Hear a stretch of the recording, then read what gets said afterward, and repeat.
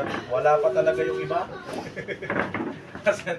Kasi na kaya sila, hindi pa malamig, mainit naman ah. Okay, so habang inihintay po natin ay mahirap makapag-umpisa. Pero sige, daanan natin ulit mamaya, paki-distribute, bro.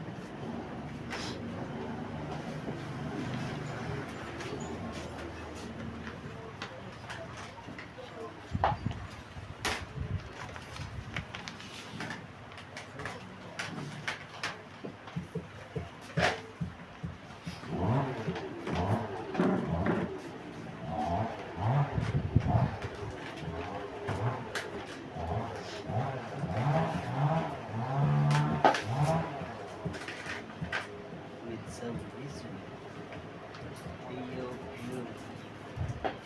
Okay, so tayo po ay babalik tanaw or magbabalik tanaw doon po sa ating mga napag-aralan nung last week about po doon sa ating pong Trail of Blood. Ano po? At habang tayo po ay nagbubulay-bulay, ay nais ko po na makita po natin yung mga nangyari. Ano? Babalikan po natin ulit yung mga nangyari taong mula 1st, 2nd, 3rd to 5th century. So 100, 200, 300 to 500 century. Ano po?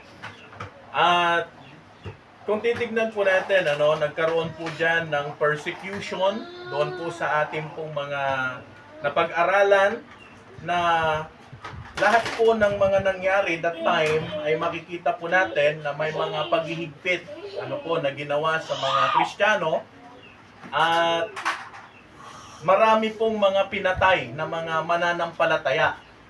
At doon po sa mga pinatay po nila ay hindi po mabibilang ano sa sobrang dami.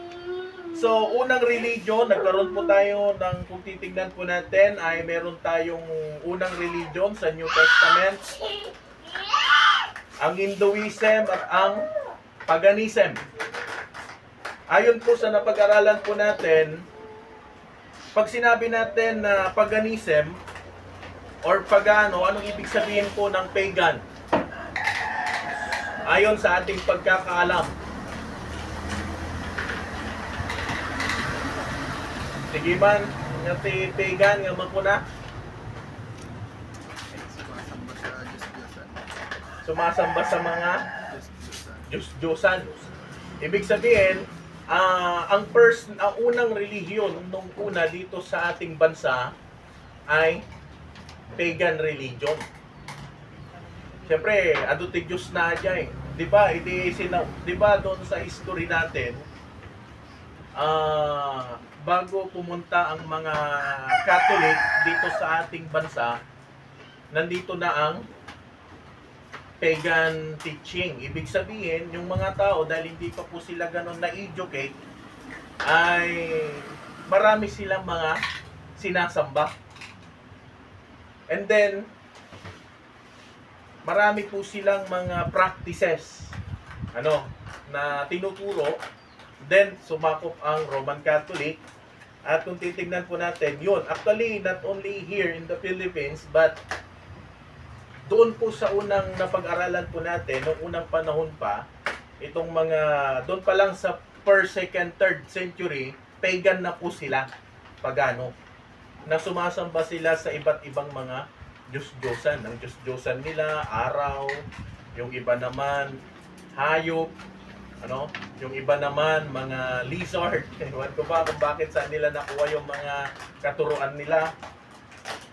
At ilan sa mga dito makikita po natin, mahigit 100 taon na ang lumipas bago mangyari ang lahat ng mga ito. So matagal din.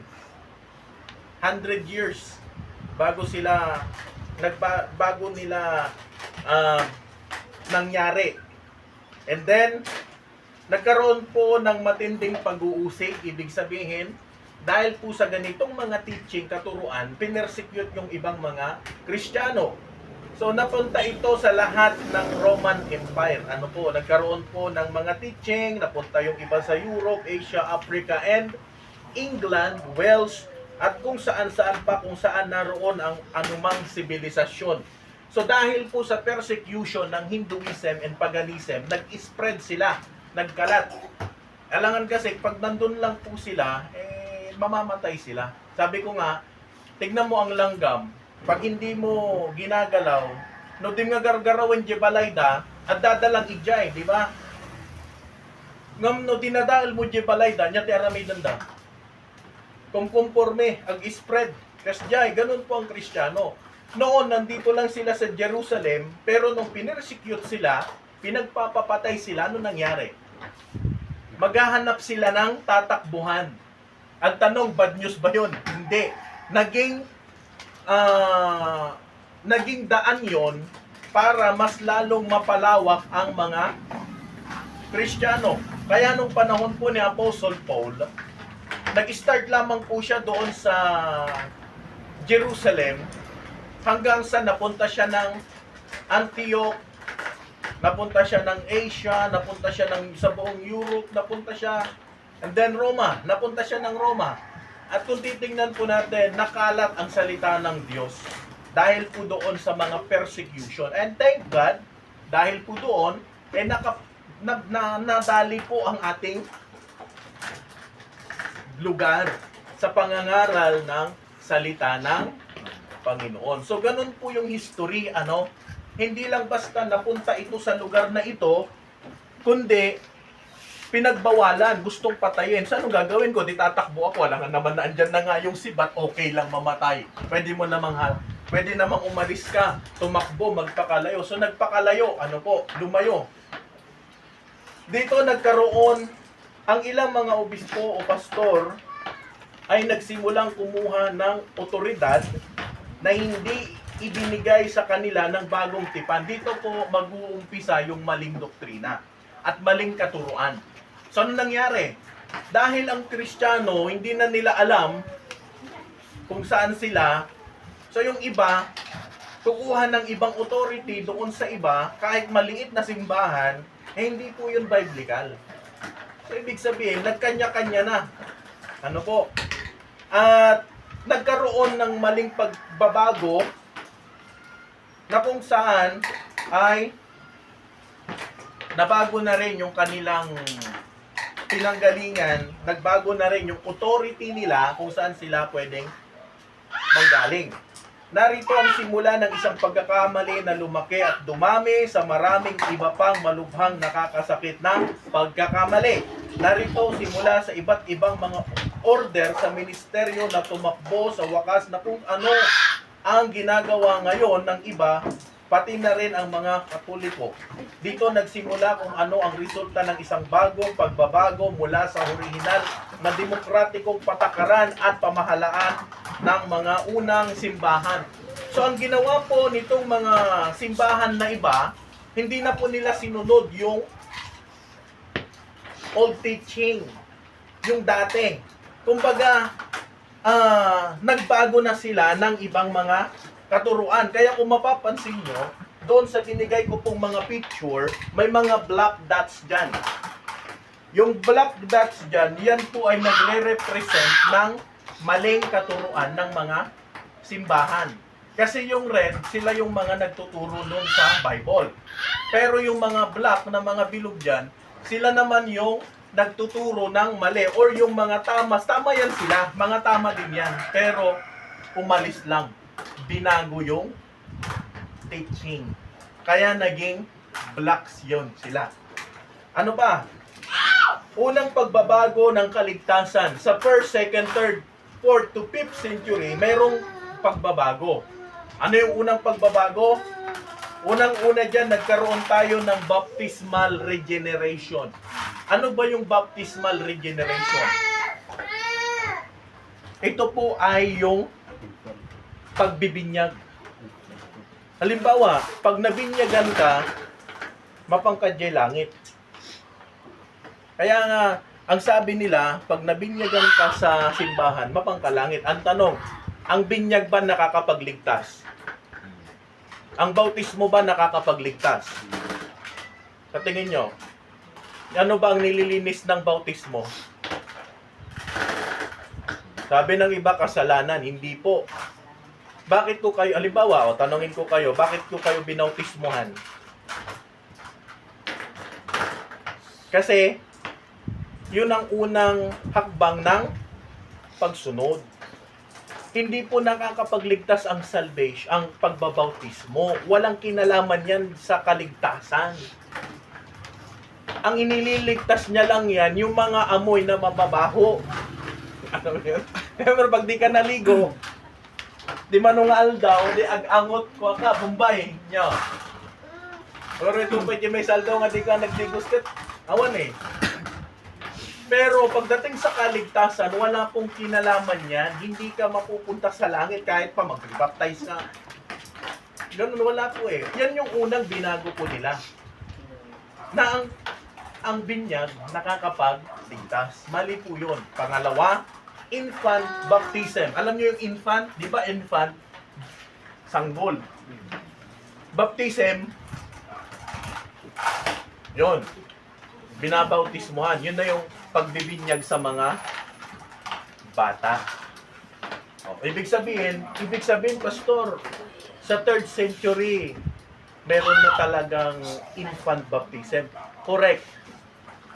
3rd century pa lang po yan. Meron na pong infant baptism at maliligtas yung mga magpapabaptize. Eh kung ganon, ito, bigyan ko kayo ng idea. Eh kung makakapagligtas pala ang bautismo, bakit pa kailangan ni Kristo magpapako sa krus? Eh di, kung ganun pala, ibabaptize na lang kita para mapunta ka sa langit, brother Kyle. Kasi gawa nyo. Hindi eh. Ang kaligtasan, pagtanggap kay Kristo. Pero ang baptism, pagsunod sa unang hakbang ng pagsunod kay Kristo. Ganon po yun. Kaya lagi niyong tatandaan, walang bautismong nakakapagdala sa atin sa langit. Even yung mga bata. Wala pong ganong katuruan sa Bible. Eh kahit nga ang Panginoon, ilang taon na siya binaptize ni John the Baptist. Di ba? 30 years old siya nung binaptize eh. Hindi naman siya bininyagan. Ang meron po, dedication. Yun yung iahandog mo siya sa Panginoon. Ano pa ang makikita po natin dyan? Noong unang 3 siglo, ang mga kongregasyon sa buong silangan ay nabubuhay sa pagkakahiwalay na independenteng mga katawan na hindi sinusuportahan ng pamahalaan at dahil dito ay walang anumang secular na kapangyarihan sa isa't isa. Lokal po yan.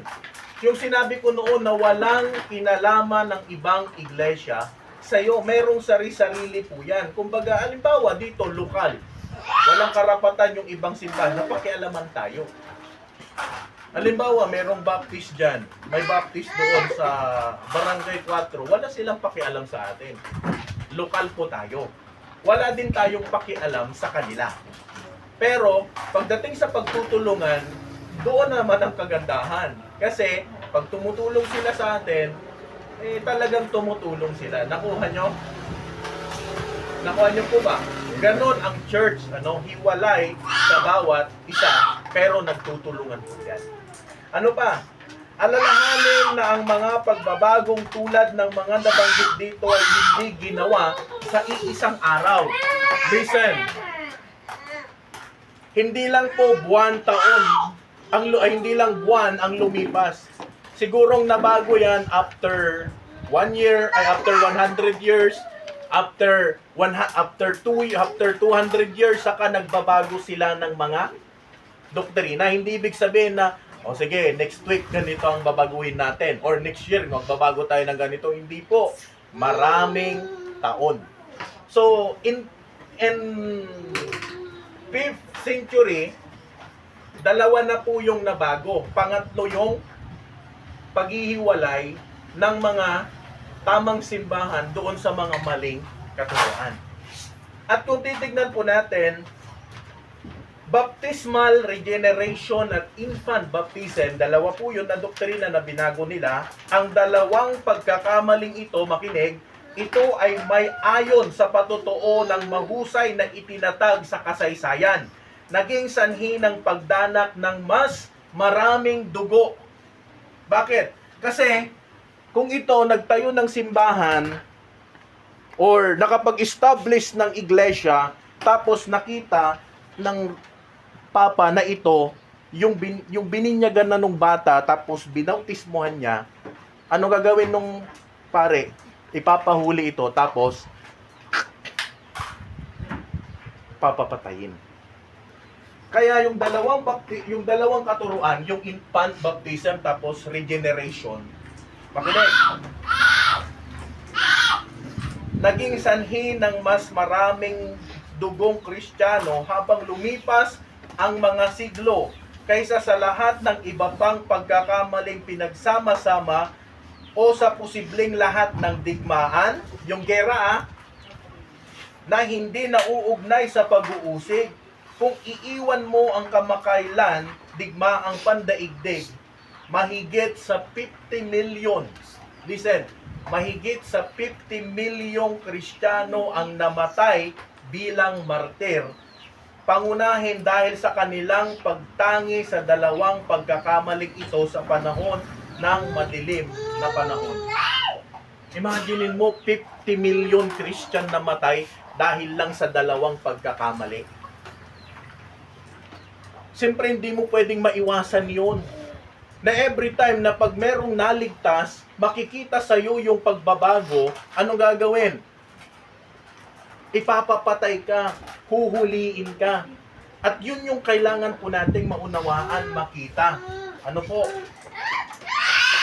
Ang pagbabago mula sa binyag ng mga mananampalataya tungo sa binyag ng mga sanggol, ang huling ito ay gayunman ay hindi naging pangkalahatan o kahit na napaka madalas para sa higit sa isa pang siglo.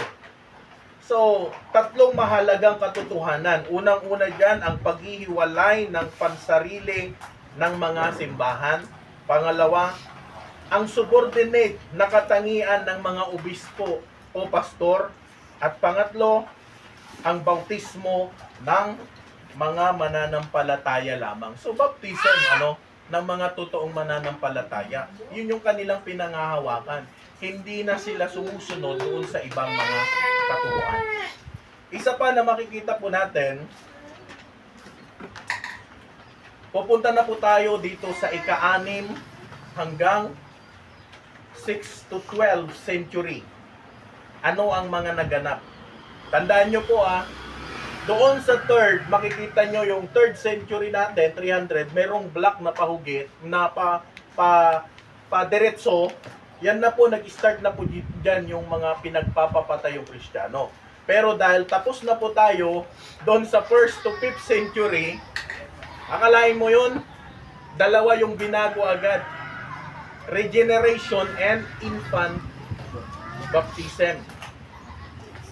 Punta po tayo sa 6, 7, 8, 9 to 12 teaching ng ating pong lesson. At dito natin makikita na mas malaki yung pagbabago. At mas marami yung mga napalitan, binago doon sa katuruan ng salita ng Panginoon. Yon.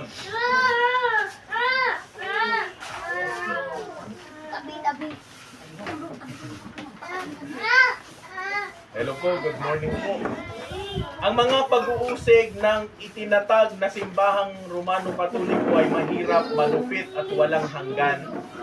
Ang digmaan ng nilalayong pagbubukas ay patuloy sa walang tigil na sunod-sunod na maraming lupain at tumakas na mga Kristiyano. So, ibig sabihin, lumaganap. So, doon sa pagpunta po ng 6 to 12 century, lumaganap na po yung mga patayan. So, ibig sabihin, hindi po ito gera. Hindi po gera.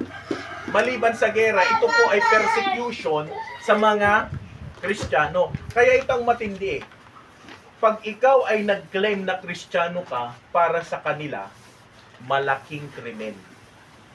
Mas daig mo pa yung mamamatay tao kapag ikaw ay napatunayan na nagtuturo ng salita ng Diyos.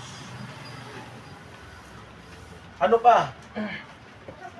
Ang Trail of Blood ay halos lahat na natitira kahit saan, lalo na sa buong England, Wales, Africa, Armenia at Bulgaria, at kahit saan man na matatagpuan ang mga Kristiyano na taimtim na nagsisikap na mamanatiling mahigpit na tapat sa pagtuturo ng bagong tipan. So ang nangyari po dito, na kahit sila pinagpapapatay at lumipat doon sa ibang mga lugar, nananatili pa rin po sila doon sa katuruan na kung ano yung tama.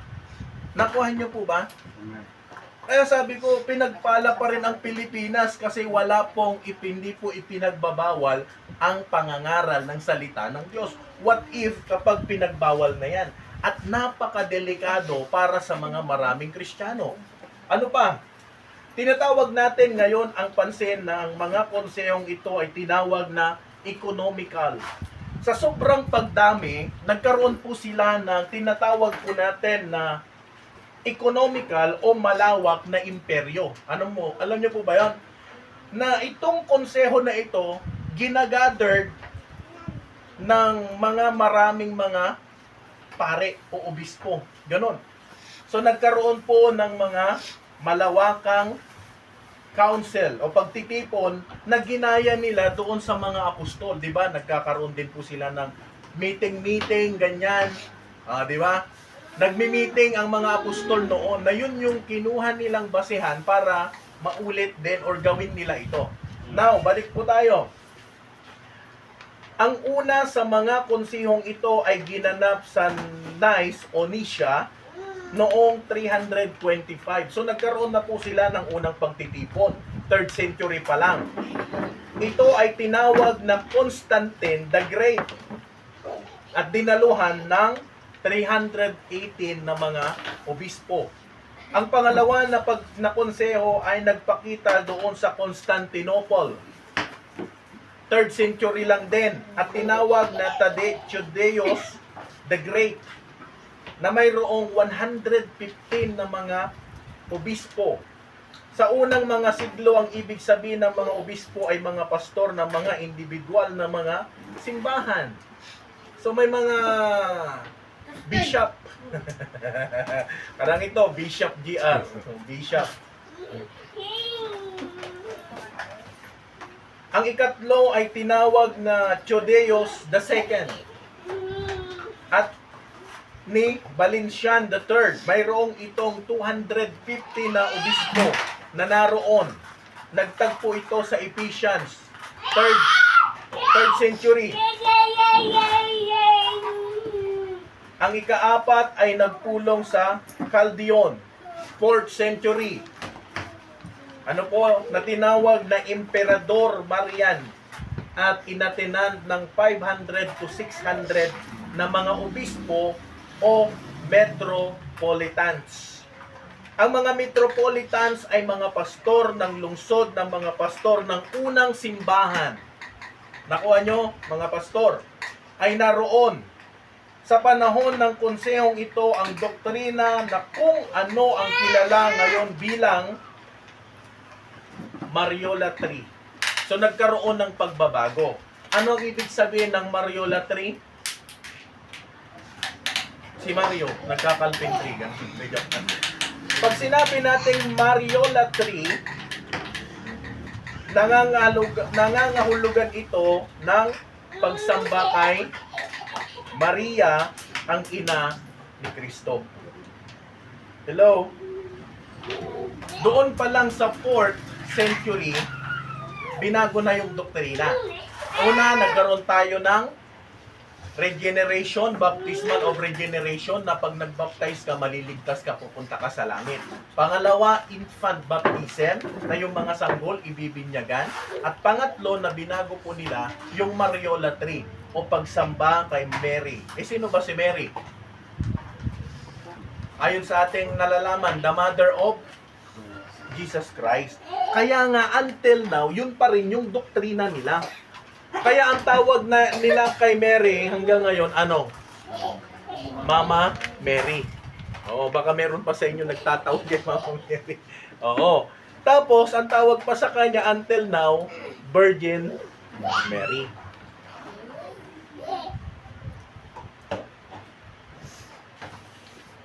Ang bagong doktrinang ito ay ay lumikha ng lubos na kaguluhan.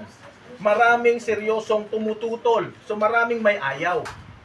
Ngunit sa wakas ay nanalo ito bilang permanenteng doktrina ng simbahang Katoliko. Kaya pansinin mo, ibig sabihin, nung 4th century nandyan na yan. Tama po. O ilang century na nangyari hanggang ngayon, 2025 na. Ano po? 16, tama, 17 pa nga eh. Century na tayo. At kung titignan po natin, malaki po yung nabago. Ano po? Ano pa ang makikita po natin? Ang ikalima sa 8 konsehong ito ay ginanap sa Constantinople na siyang pangalawa na gaganapin doon. Pangalawang beses na sila. Ito ay tinawag na Justinian at dinaluhan ng 165 na obispo. So nagkaroon ng medyo separation dahil doon sa doktrina at tinawag ang pangunahin upang kondinahin ang ilang mga sulatin. Noong taong 680 or 6th century ay tinawag ang ika-6 na konseho. Ito ay ginanap din sa Constantinople at tinawag ni Constantine Pigonator. Kung papansin nyo, halos mga bishop. Upang kondinahin ang maling pananampalataya, sa pagpupulong na ito, si Pope Honorius, ang pangalan ay pinatalsik at itiniwalag. Siyempre may mga pari din nung time na yon na hindi sila tutol doon sa mga maling doktrina. So dahil nga mas marami yung may gusto, pinapatalsik nila yung mali, yung ayaw sumunod. Gayon man sa panahong ito ay hindi pa idineklara ang pagiging hindi pagkakamali. So nagkaroon ulit ng ika-7 konseho. Ito ang pangalawa, ginanap ito noong 7th century. Tinawag ito na Empress Irene. Dito sa pagpupulong na ito ay tila naging tiyak na lugar ang pagsisimula ng parihong dalawang doktrina ulit. Ano yon? Maliban sa after Mariora 3, noong 7th century, dalawa ulit ang idinagdag. Ano yon? Image worship and then worship to the saint. Ito na yung kaya ibig sabihin, noong 7th century, nandyan na yung mga picture na sinasamba. O, di ba? Alam ko galing tayo doon. Naniniwala sila na yung picture ni Jesus Christ, yun yung mukha niya. Naniniwala sila na yung picture ni Mary, yun sila, sumasamba. Hindi po eh. Mahirap naman po yun. Ano po? Sa tingin nyo, sabi nga nung teacher namin noon sa dito, kahit pagtitipunin mo ang lahat ng picture ni Kristo, merong pagkakaiba. Merong black Kristo, merong itim, di ba? Merong puti, merong itim. Ano pa? Eh kahit nga yung hugis ng mukha, magkakaiba yan eh. Ano po? Eh sa panahon po natin ngayon, kung naniniwala, imagine niyo 7th century, tapos na po yan, ilang century na po ang nakalipas mula nung panahon ni Kristo. Eh bakit nila alam yung mukha ni Kristo sa 7th century kung yun? Bakit nila alam yung mukha ni Mary? Eh ilang taong na ang lumipas. Ilang siglo na ang lumipas. Ba't alam nila yung mukha? Eh matagal na pong lumipas yun. Imaginein mo yun?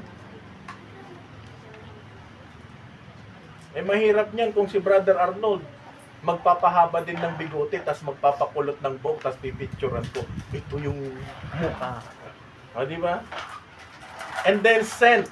Kasabay nun yung saint worship. Ito na po yung ang tao, sila, ang doktrina po nila, ito na. Ito na yung sumasamba na sila kay Saint John, Saint Peter, ano pa? Saint Luke, ano pa? San Vicente. Mas okay pa yung pinangalan sa lugar eh, tulad ng San Joaquin. Oh, San Luis, oh, di ba? Hindi yung San Lu, sabi ko nga. Yun yung mga binagong doktrina po nila.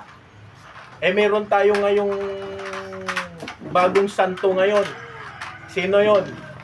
Si Saint Calungsod. O, di ba?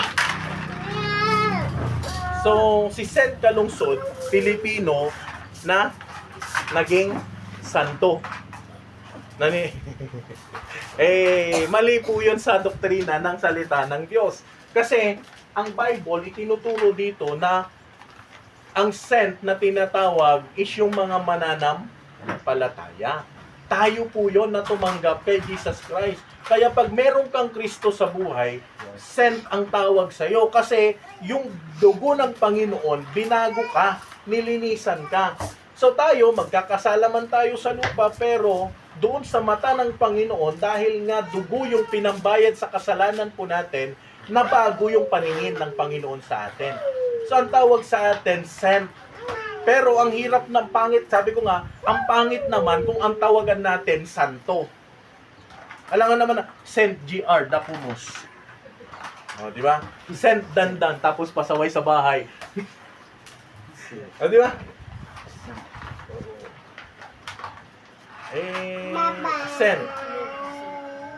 Saint Luke, di ba? O Saint John. O Saint John mas bagay sa akin. Yeah. Saint John Mark. Pero hindi po ganoon eh.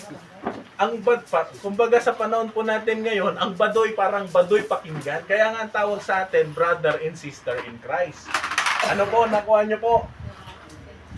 Ano pa ang makikita nating pagbabago dyan?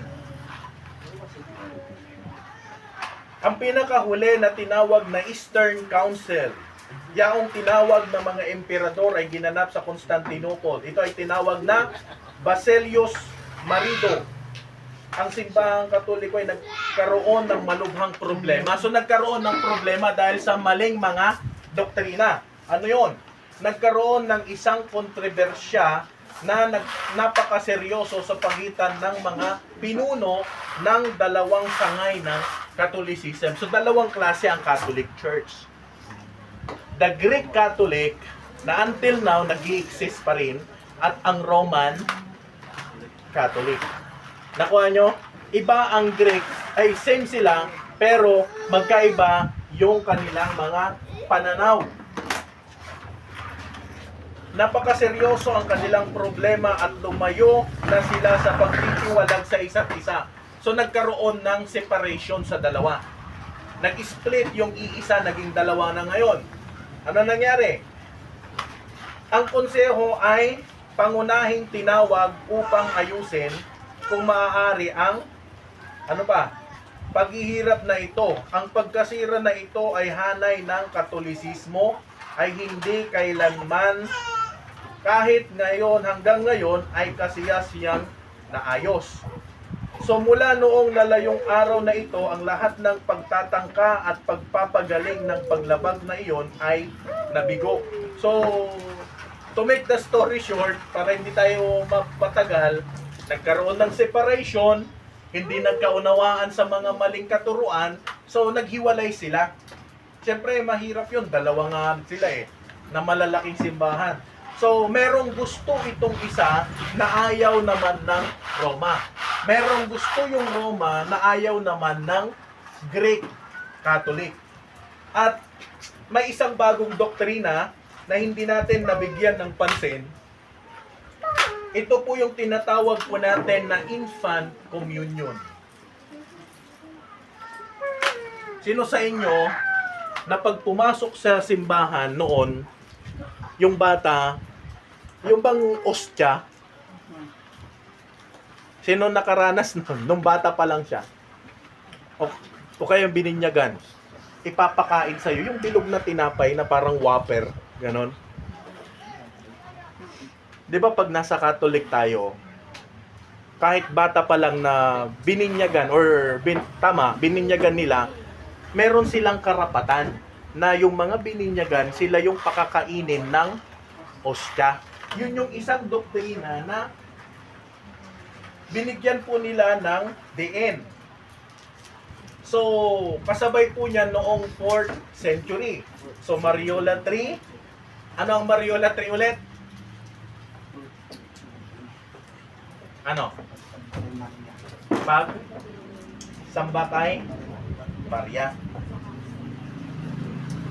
Naging permanente itong paturuan. Part 2 po tayo. Dalawang iba pang bagong doktrina ang naidagdag. Ano yung dalawang doktrina?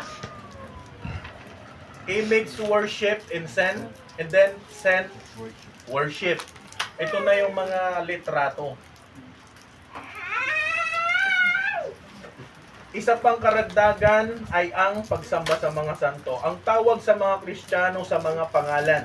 So, dahil doon, binago, tinawag yung mga Kristiyano ng ayon sa kanilang mga pangalan. Sa panahon na tayo ngayon ay dumaraan, sa mga inuusig ay tinawag ng marami ang iba't ibang pangalan. Makinig, kabilang sa kanila ang mga Donatista. Ito yung mga tama ang tinuturo Ito yung tinuturo talaga yung galing sa New Testament. Donatista, Paterens, Cateri, Paulicians, and Anabaptist. Itong pag sinabi nating Anabaptist, pag Ana kasi re, pag Baptist, baptize, kaya re, baptize. Ang tanong, sinong nagbigay ng pangalan sa kanila? Sino nagbigay ng pangalan? Roman Catholic. The Roman Catholic. Hindi tayo. Hindi ibig sabihin, uy, Baptist kasi Baptist sila. Hindi. Ang nagbigay ng pangalan sa mga Anabaptist, yung mga sinauna, is the Roman Catholic. Bakit? Bakit? Kasi nakikita nila, yung Kristiyano, pag nakita nilang binautismuhan na nila ng bata, tapos binautismuhan ngayon ng matanda, nung naligtas, inuulit. Kaya yun ang tawag sa kanila, Anabaptist. Maliban sa Anabaptist, may mga ibang mga Kristiyano noon na tama yung tinuturo. Nakuha nyo? Pero nag-focus po tayo sa Baptist Church. Hindi ko po sinasabi na, baka sabihin nyo, ay katuruan lang ng Baptist yan kasi yan. Hindi. May mga hindi rin mga Baptist that time na tama yung itinuturo nila. Pero dahil dito tayo nakapokus, yun yung history natin. At yun yung tutuntunin natin. Bakit tayo Baptist? Nakuha nyo? Bakit nga ba ako Baptist? Ano bang meron sa Baptist? Kaya po tayo nagkaroon ng ganitong lesson about sa history. So, hayaan muna natin yung iba, pero ang tawag sa kanila, according doon sa pagkatawag sa kanila. Ano po? At ang tawag sa atin, nung unang panahon, Anabaptist. Pastor, bakit natanggal yung Baptist? Later on, mapag-aaralan din po natin yan. Dito sa ating lesson. Sa history lang din. Anabaptist at ilang sandali pa ang mga Metrobrasians, Arnoldista, Arnold. Ano pa? Henricians, Albigenses, and Waldenses. Minsan ang isang grupo sa mga ito ang pinakakilala at kung minsan ay isa pa. Bakit pinakasikat? Kasi itong sila na mga Kristiyano noon, sikat sila kasi yung katuruan na ituturo nila ng tama. Kumbaga, pag itong Waldenses na yan, dumadami sila sa katuruan, pagpapatayin nga natin. Itong mga ano pa ba yung iba dyan? Paulicians. Dumadami sila, pagtatanggalan nga natin ng mga ulo. Ganyan sila eh. Itong mga Anabaptist na yan, dumadami sila, i-persecute nga natin yung mga yan. Kaya, nagiging sikat sila doon sa pagdami ng mga disciples na tuturuan. So, gusto nilang babagsakin, gusto nilang bawasan, tanggalan. Ano pang nangyari? Ngunit ang ilan sa kanila ay halos palaging tanyag dahil sa pagtsatsaga at kakilakilabot ng kanilang mga pag-uusig. Akalain mo yon, hanggang sa bundok huhuliin ka, pagpapatayin ka. Pero ang pinakamaganda po sa kanila, ni minsan, hindi po nila itinanggi yung kanilang pananampalataya. Na kahit po sila pinagpapapatay na, hindi po sila huminto sa paglilingkod sa Panginoon. Tayo ngayon, konting sakit lang, Pastor, parang ang hirap, di ko kayang tanggapin. Kanta yun ah. Di ba? Narito pa, higit pa rito ang buong panahon na kapanahunan ng madilim. So maliban doon sa pinipersecute according doon sa doktrina nila, ang Bible naman, huwag isipin na ang lahat ng mga pinag-uusig na ito ay palaging tapat sa lahat ng aspeto ng mga turo ng bagong tipan. Sa pangunahin sila at ang ilan sa kanila kung isaalang-alang ang kanilang kapaligiran ay kamangha-mangha. Tandaan, marami sa kanila sa malayong iyong panahon ay may mga bahagi lamang sa bagong tipan o lumang tipan tungkol dito. O listen, nung hindi pa po ganun, kumbaga, natapos na ang Bible, pero hindi po ganun karami. Nakuha nyo po, yung copy, bilang na bilang, isu-shortcut ko na lang. Ngayon, ang ginagawa po nila, sabay yung isang papel, ito na lang, kasi sira naman to eh. Ito yung Bible na buo. Ngayon, sabihin na lang natin, 66 books. Hindi pa po ito translated. Ang ginagawa ng iba, siyempre kung isang unit yan, isang page yan. Kunin mo. Yan, isang copy, itatago nila yan. Yung iba naman, nakasulat sa bato. Yung iba naman, nakasulat sa balat ng kahoy, yung salita ng Diyos. Itatago nila yan. Bakit? Kasi pag nakita nila na meron kang hawak na Bible, anong gagawin sa'yo? Huhuliin at papatayin.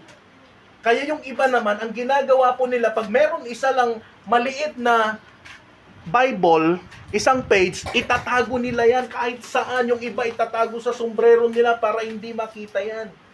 Eh kung sila nga, isang pages lang ng John chapter 1, mahalaga na sa kanila. Eh yung sa atin, kumpleto, New and Old and New Testament. Tapos ang hirap pang basahin, tama? Mahirap pang basahin yun, pero sila, uulit-ulitin nila yan na babasahin. Hindi pwedeng may makakita. Kaya nga tignan nyo, doon na rin po nag-umpisa yung reformasyon. Kaya meron pong lumabas na Presbyterian, merong lumabas na Lutheran Church, nagkaroon na po ng Congregational, mapag-aaralan po natin yan. Ano po? Pero ito yung start, nag-umpisa kung bakit madaming pinagpapapatay. Maliban sa kontra sila sa maling doktrina, pangalawa dahil po doon sa salita ng Diyos na itinatago po nila. Ano pa ang makikita po natin dito?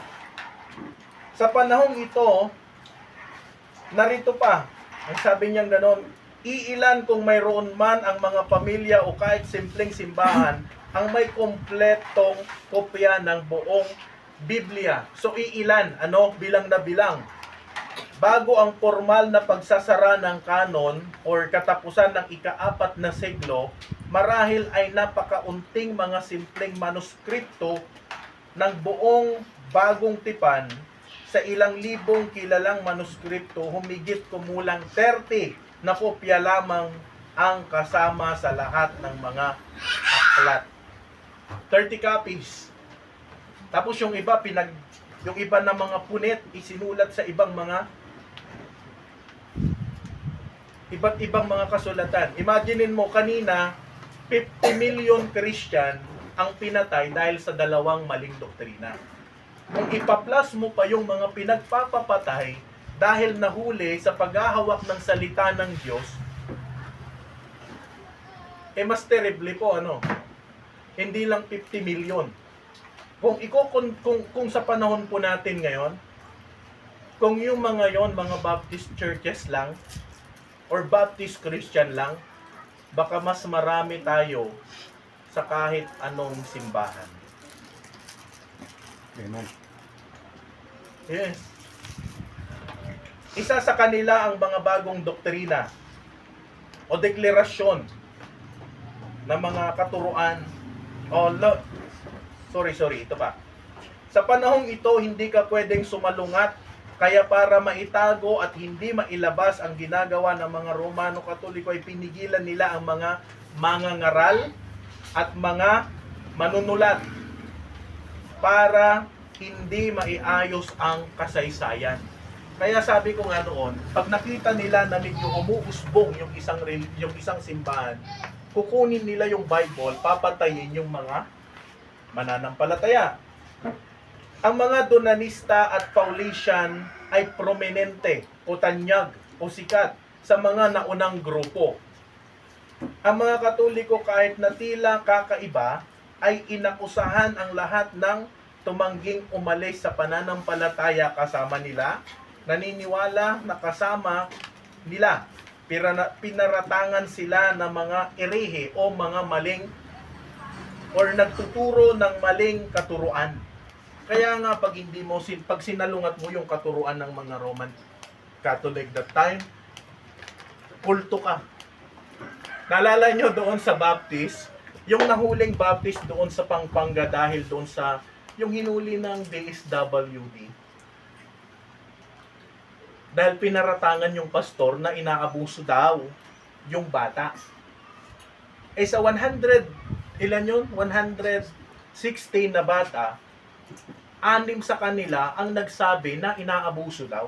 Eh how about yung 150 na mga bata na yung iba sa kanila nakapag-graduate na ng college, may cum laude pa. You see? Tapos madaming mga nagpapatunay na yung mga pastor, yung simbahan, okay yung pamamalakad. Alam nyo, sabi nung isa, hindi naman lahat, buti na hindi tayo nakalive. Hindi naman lahat ng mga DSWD masasama. Yung sabi nga nung isa na nag-interview na sila daw mga kulto. Kasi why? Dahil lang sa maling paratang. Ganon din po yun. So, noong unang panahon, pag nakita ka nila at mali yung itinuturo mo, pero tama doon sa Biblia na tinuturo mo, kulto ka. Kaya nga pag mali yung tinuturo mo, gigilitan, papatayin ka. Akalain mo yun, dahil lang sa pagtuturo mo ng salita ng Diyos, papatayin. Kaya buti na lang wala sa atin. Baka pag meron, ay patay tayo. Baka ilan na lang magsimba o yung iba wala na. Eh, mahalaga pa rin buhay. Okay lang. Pero sila, grabe. Kung paano po sila pinagpapapatay. Maaring narito lamang ang doktrina ng isa pa na pagbabago ay yung indulgences. Yung anak ko makulit. Alam niyo po yung indulgences? Nakaturuan. Ito yung paggawa ng pagsasabi ng mga mali. Yung alam niyo yung confessional box? Alam mo yun, sir? Pag meron kang kasalanan, sasabihin mo dito kay Apo Bishop. Apo Bishop, pakawanan dakman. Ano kaya nakabasulak ngamin? Jay bagam nga jay problema. Tapos sasabihin mo, nya nga tati aramida nagtakawak mo ti nga pulo nga kalding. Tas ano dak nga ta nga mapakawan ni Apo Dios. Tapos ano isusumbat mo, Apo Bishop? Sige, tapno mapakawan da ka ni Apo Dios, good wain ta. Kanyam jay 5, ited mo kanyak jay 5. Tapno absuelto. Ganon po yun. Kaya nga tingnan mo, yung mga pare, pinatawad ka na ng Panginoon. Pinatawad ka na ng Panginoon. Yung bang parang sila yung may karapatan na magpatawad. Di ba? You see? Kaya pag no ginudwam, jay kalding at tinakaw mo nga 10 at iniramid mo nga 5, intad mo kanya na sobra nga pinakawanda ka na. Sobra. Ada pa'y sobra na ajay. Di ba?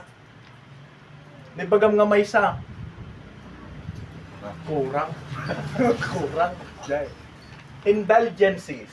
Isa pa na tinuturo nila is yung pagbibenta ng indulgences. Yung good works, Kaya nga tignan mo para mapatawad ka, magbigay ka ng donation. Nakuha nyo yung donation? Pag maliit yung ibibigay mo, maliit yung pagpapatawad. Pag malaki, mas malaki yung pagpapatawad. Kas ano ngay no piso. Kaya sa giving natin, mali talaga yung magbigay ka, pag konti yung binigay mo, maliit din yung blessing. Hindi ganun eh. According doon sa kung ano yung gusto mo at kung gaano ka masaya. Pero itinuturo pa rin natin yung tithes and offering. Pero kung titignan natin, ganun din po yun eh. Nakuha nyo po. Pag konti yung binayaran mo, basit matipakawan mo. Ngam no adakal, mas dakdakal. Indulgences. Then yung pagbabayad ng good works. Kaya nga po, kahit saan merong bayad eh.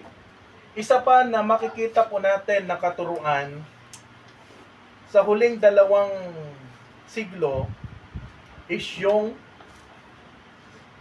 tinatawag po natin na purgatory. Purgatory, the word purga.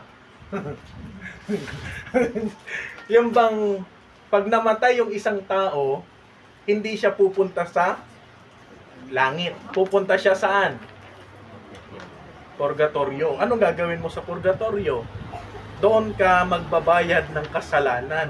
Pupurgahin ka doon. Pag naging mabait ka doon, direct ka sa langit.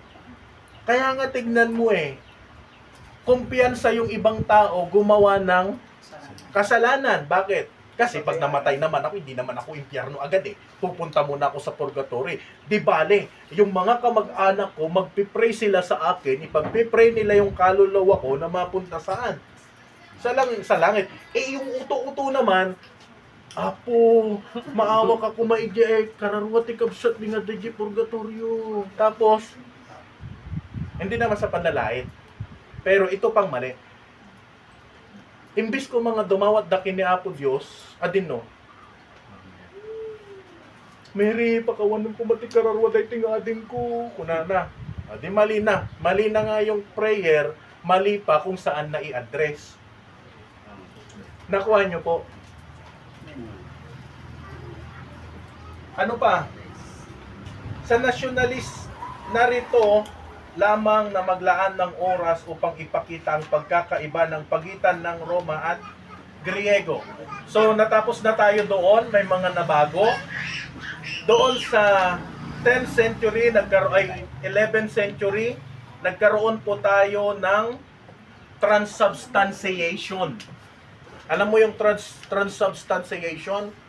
Katawan ni Kristo. Pag kinain mo yon, literal na magiging katawan ni Kristo. Pag ininom mo yung saro, literal na magiging dugo. Yun yung katuruan nila. Transubstantiation. And then sa 12th century, nagkaroon din sila ng pagbabago. Ano yon? Celibacy. Ano yung picture joke? Slabagay ng sadya. Alam nyo po yung celibacy? Ipinagbabawal ang pag-aasawa. Well, iso nga sika, Arnold, no dim kayat nga ag-asawa, agpadi ka. Well,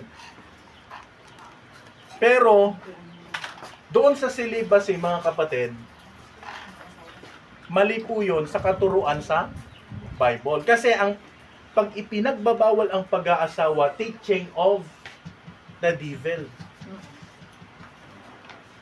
Tinuturo. So, narito yung pagkakaiba ng Greek Catholic and Roman Catholic. Unang-una dyan, ang Griego ay higit sa lahat ay may Slav. Ano po? Na yumakap doon sa grace. Greek Catholic ito Pag napunta ka sa Greece, Russia, Bulgaria, Serbia at iba pa, hindi Roman yung tawag sa kanila, but same Catholic, pero sila is Grace Catholic, Greek Catholic. Pag pumunta ka naman doon sa Italy, France, Spain, South and Central America, Mexico at iba pa naman, ang tawag sa kanila is Roma, Roman. Tinanggihan ng mga Griego Katoliko ang pagwiwisik, yung infant baptism, at pagbubuhos, sprinkling, and then yung pagbubuhos na inangkin para sa binyag. Ang mga Romano ay gumagamit ng ganap na pagwibisik. Kaya until now, ewan ko kung meron pa sila ngayon. Buhos. Buhos na. Anong tawag doon? Sprinkled and then sprinkling. Or pagbabago ng original na plano.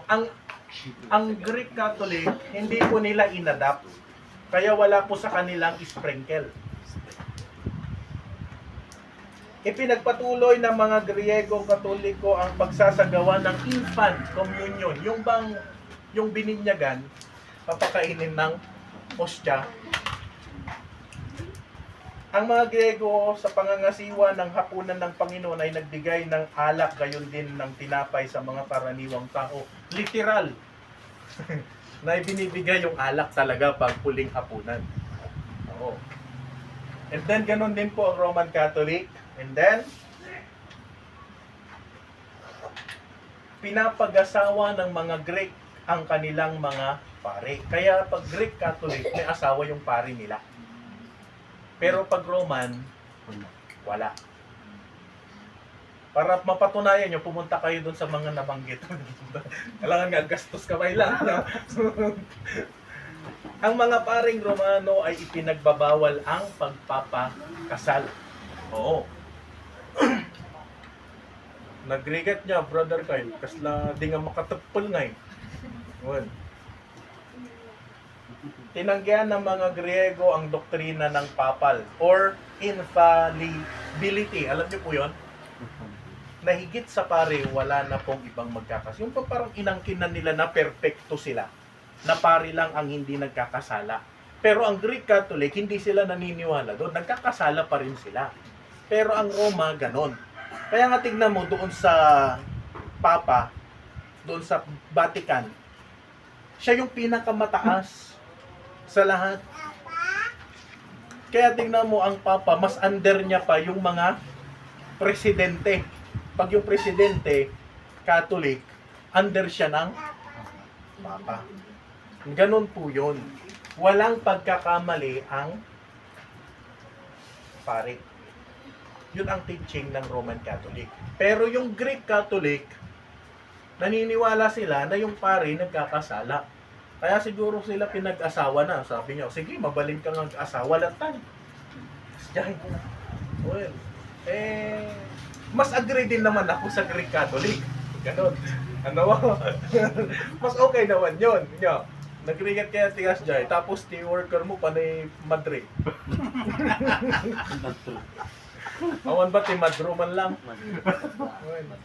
Ang tanong, no kastoy, no ti worker mo, Madre amin, lalaki ka. Ngam no ti worker mo, panay lalaki, iba na yun. Kasjay. Kaya mahirap. Or teaching, marami pa. Ano? Pero hindi big sabihin na dahil tinuturo natin ito, hindi na natin sila mahal, mahal pa rin natin naman. Actually, mayroon nga akong kaibigang pari eh. Pero hindi siya Roman. Anglican siya. Oo, padi. So, ano, padi, after ng simba nila, ginumda. Well, hindi na.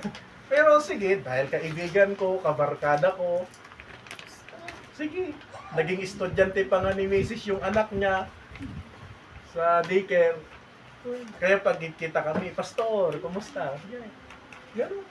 Sa main church, sa Ampusungan, nung makapan kayo dyan, yung simbahan, ito, tapat niya, malaking simbahan doon ng Catholic. Ang kita na lang ni Pastor, kung di pade. Well, sometimes, nakaka-basketball naman. So, hindi sila kinamumuhian. Although sila, may part sila noon. Pastor, bakit hindi naman na sila pumapatay ngayon? Siyempre, nabago na yung pananaw. Hindi na sila noon, tulad noon, na pumapatay. Ngayon, hindi na. Nagkaroon na rin po sila ng takot. Nakuha nyo? Pero yung doktrina pa rin nila, the same pa rin doon. Wala pong inalis. Alam nyo po yan, yung mga galing doon. Alam nyo po yan, hanggang ngayon, yun pa rin yung katuruan. Pero hindi na sila noon, tulad noon, na masama. Ano? Actually, kung tutuusin nga, sa Pilipinas, sila ang may pinakamagandang may ginawa. Bakit? Kasi kung hindi sila ang pumunta dito, ang sasakop sa atin, ano? Muslim. Kaya, pag sinakop tayo ng Muslim, baka Muslim country po tayo. Pero dahil sa kanila, Catholic Church, ang pinakamarami. Pero okay lang yun, di naman na sila nakakatakot eh. Oo. Okay naman sa kanila. Ano po, yun nga lang, doktrina lang ang pinagkaiba po natin.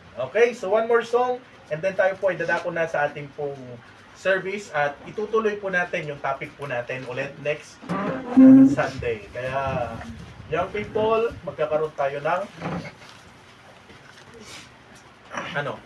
quiz after ng topic po natin. Sige, brother, Sai.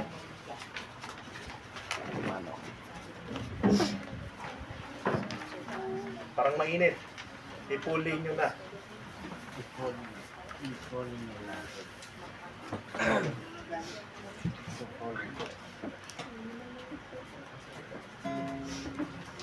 Magandang umaga po. Lima.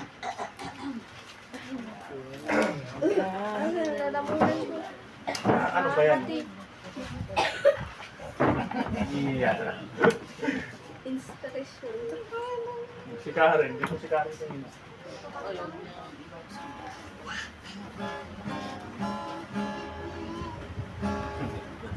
Mali po.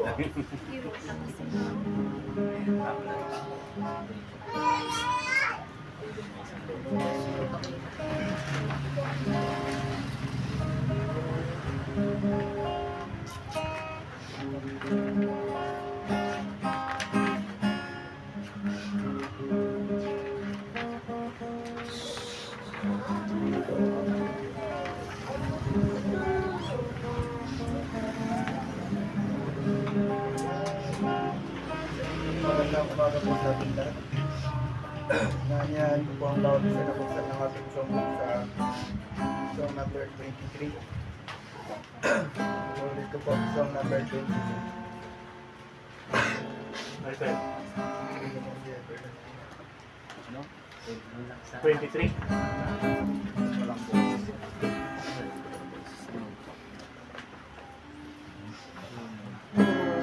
Fellowship. Wait lang. Mag-dance tayo ng instrument. Ano katambati ko na tayo?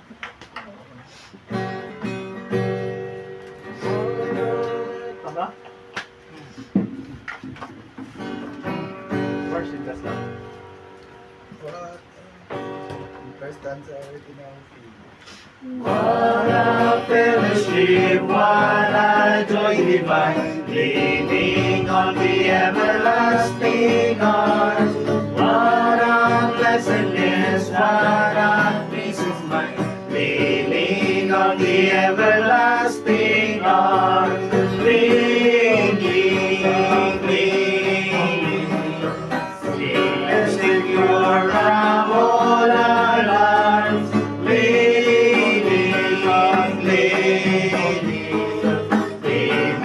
on the everlasting arms. Oh, how sweet the leaning on the everlasting arms. How the blessedness when my Lord so near, leaning on the everlasting arms.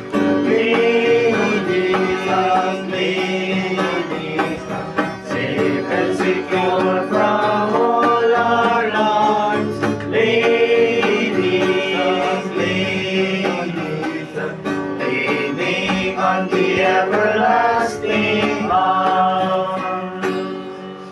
Okay, so salamat po. Tayo po tumayong lahat.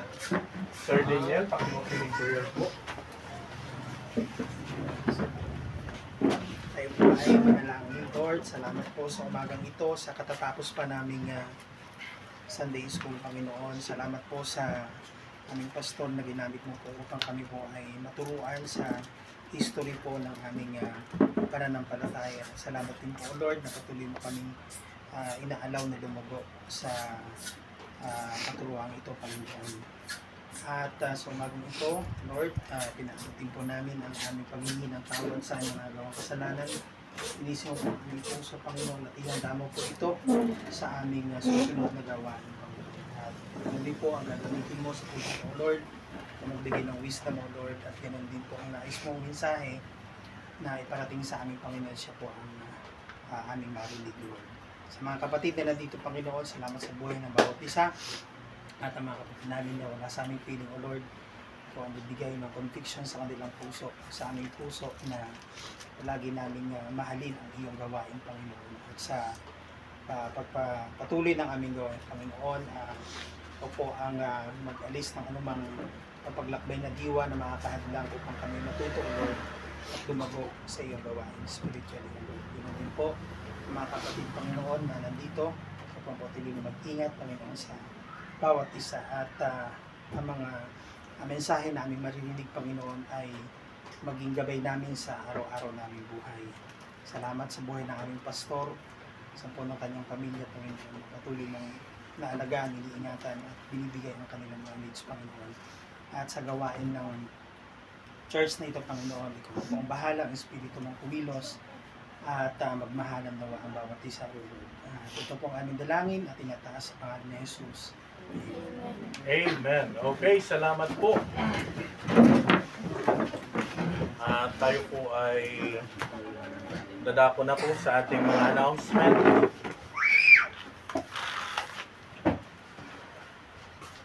Ano ba yung announcement natin? Second week of September, meron tayong fellowship. At Young People Fellowship po yun sa JEO. So hoping na ang bawat isa ay makakapunta. And then, ano pa yung kailangan nating sa mga ano natin? So yun. At ano pang kailangan nating gawin? So pag-pray po natin, yung iba nating mga kapatiran, at mainit ang panahon pero yung iba nanlalamig. Opo. At wala yung ibang mga YPs. Ang daming dahilan eh. At sige, pag-pray lang natin sila. Ganyan talaga ang buhay ng Kristiyano, hindi lahat perfecto. Okay, so tayo po'y dadako na po sa ating choir. Asan na po yung ating mga ibang mga kasama? Absent. Amen. Ang dami nun kagabi, ngayon nagkalagasan sila. Okay, so tawagin po natin yung mga nandirito na nag-practice kagabi.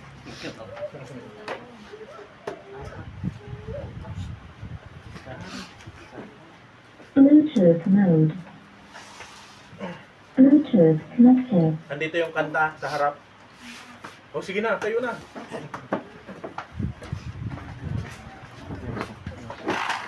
Sila Jalen.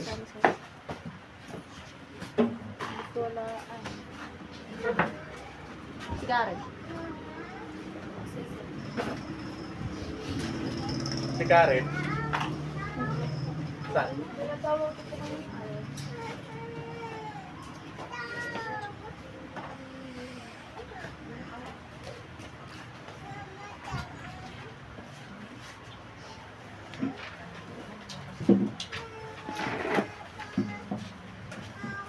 Ito yung copy na. Dalawa yun. Yung forward.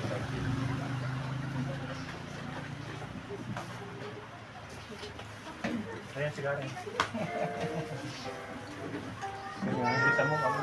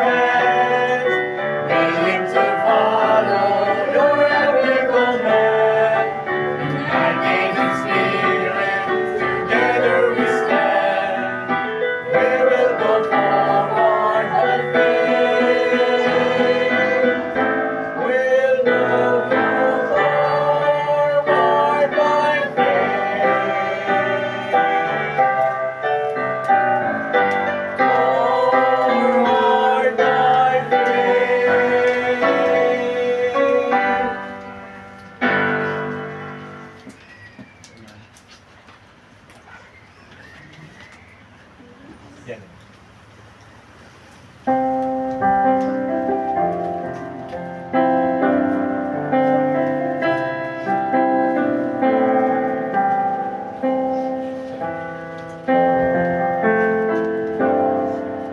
If you look around, you'll see there's a need to overcome.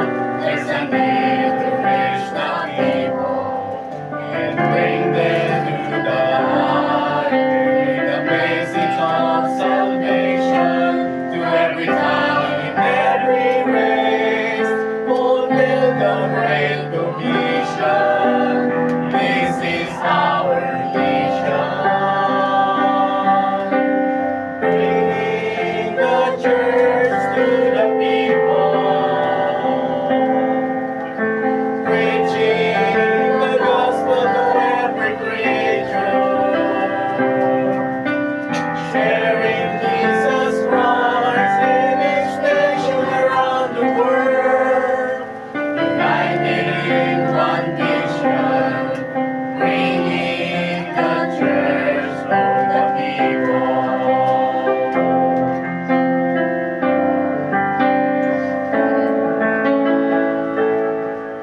As the body comes together, give our hearts in place forever, helping, giving, joining the mission, that all can hear salvation, see their lonely eyes and empty lives. People need the Lord inside, be the one to testify, to be saved is only through Jesus Christ.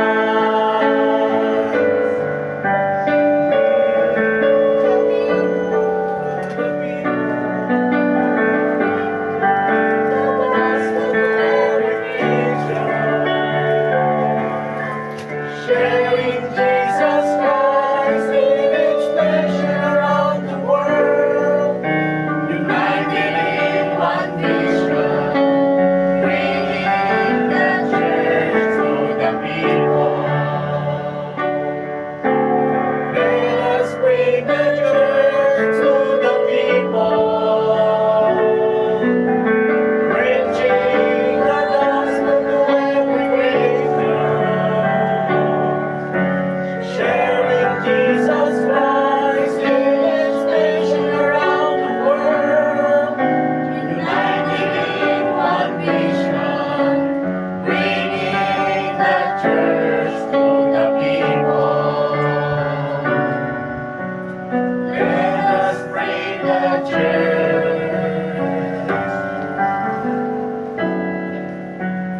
Let us bring the church to the people.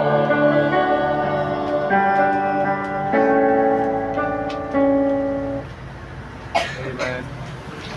Amen.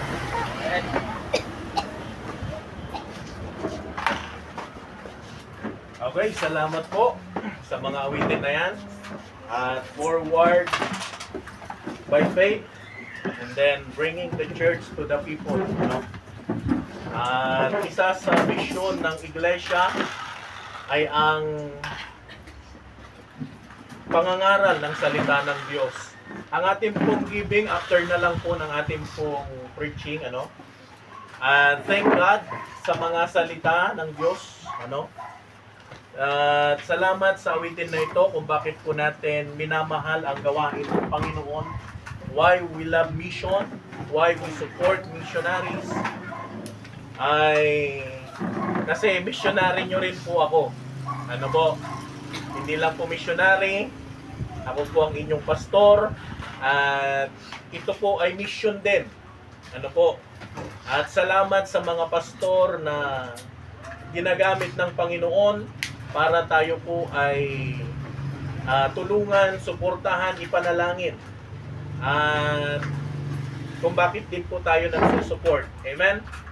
At yung ating pong tatlong missionaries dyan sa gilid, ay pag-pray po natin sila, ano, na mas lalo po silang gamitin ng Panginoon at mas lalo po silang lumaki yung gawain ng Panginoon. Amen? So, salamat, Sister Kylie. At nandito ka. At sana lagi ka na lang nandito. Hindi ba kayo magkatabi ni... Ay, hindi pala ang bahay nila Fiona dito. Si Fiona kasi hindi na nag-church eh. Okay, so salamat po sa bawat isa. Okay, so tayo po dadako na po sa ating pong pangangaral ng salita ng Diyos. Hilingin ko po ng bawat isa ay tumayo at tayo po ay manalangin. Sige. Tayo po ay mag-pray. Ama naming Diyos, salamat muli sa umaga pong ito. Salamat po sa iyong salita. At dalangin po namin na sa amin pong pag-aaralan ngayon, ikaw po ang siyang patuloy na maitaas sa aming buhay, Panginoon. Ikaw po ang siyang madakilay. Bless niyo po ang gawain, maging ang mensahe na amin pong pag-aaralan. Ikaw po ang siyang patuloy na kumilos, Panginoon. Pinupuri kayo namin, pinapasalamatan, at muli, ibinabalik po namin lahat ng ito sa tanging pangalan ni Kristo Jesus. Amen. Amen. Okay, so maraming salamat po. Pwede na po kayong maupo. Don't worry, in few minutes, tapos na po tayo. Kasi kinukuha ko po talaga yung oras natin na mahaba. Kung pansinin nyo, ba't parang ang haba ng Sunday School? Opo, para matapos po natin yung topic po natin sa buwan na ito. At salamat. Nandito ulit sila Brother Preacher JR. At maganda yun. Oo. Na nandito sila. Every Sunday. At para makita din nila yung history ng Baptist. At di bata, sabi mo, natakil nito, no? Absent ka lang noon. Absent lang siya. Tinuro sa Bible School to ng 1 buwan mahigit, pero absent siya ng 1 buwan mahigit din. Kaya hindi niya alam. Kaya thank God at nandito sila. Okay, so tayo po ay magbabasa ng salita ng Panginoon sa James chapter 1 verse 4 to 6. James chapter 1 verse 4 to 6. James chapter 1 verse 4 to 6.